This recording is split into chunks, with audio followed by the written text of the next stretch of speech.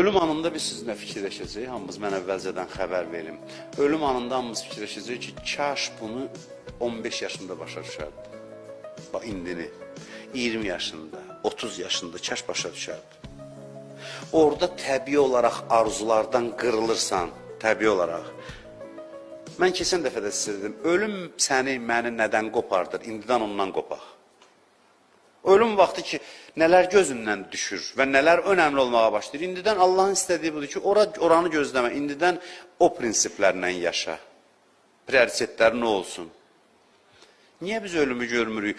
Maraqlı şeydir, ölüm qədər aydın şey yoxdur və insan ölümü heç cür görmək istəmir. Niyə? Niyəsi var, arzular qoymur. Arzular hicab olur, bürünür, ölüm anlayışını gizlədir səndən. Qəribə bir şeydir. İnsan təxminən ağılsız adam kimi hərəkət edir. Çünki konkret, qəti olacaq bir şey görmür.